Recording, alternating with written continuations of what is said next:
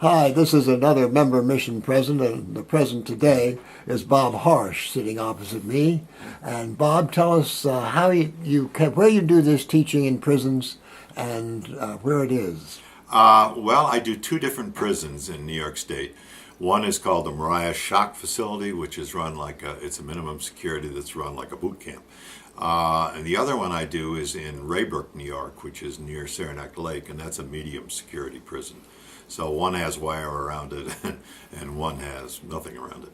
And what's the subject of this particular series you're doing in the Adirondacks? It's called Muslim Journeys, and it's about in our strand of this, we do memoirs and novels, but there's four other strands that have history, religious history, and other perspectives. But this one is focused on novels and memoirs, and there's five of them, of course, and then it covers five different countries. Actually, they're set in five different countries. And what was the subject of the last class you did? The last class was a novel by a Pakistani woman who's a professional woman, and the plot is that her mother disappears along with her lover, who's a poet, and they're both opposition politicos, and they both of them end up being killed. She doesn't know that till the end, but so that one's has that conflict perspective in it for sure. How were they responding to this story? That's a loaded story. It is a loaded story, and they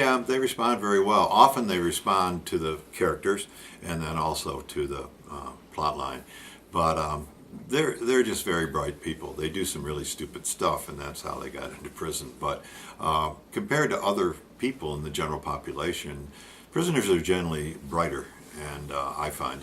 And there's two lawyers in the group, and the mom, who is the chaplain, the Muslim chaplain. There's a librarian and one of the teachers. So we have a very lively group, and last time a particularly in-depth and bright discussion. So I was delighted.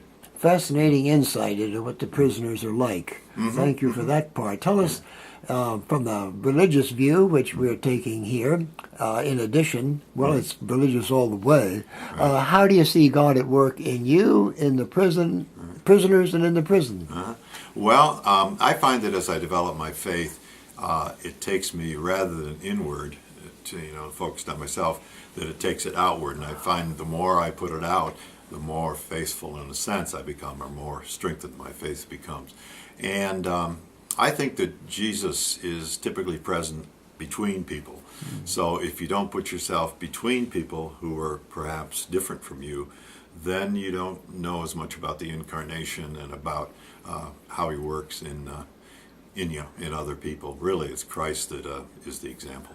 That's a good picture, that Jesus in the middle. Yeah. Bob, thank you so much for this. We'll have you back another time, maybe to talk about the tutoring in the Mariah Shock. I'd be happy to do that. That's a whole different experience. But for now, thanks so much. Oh, you're welcome. Thank you for inviting me.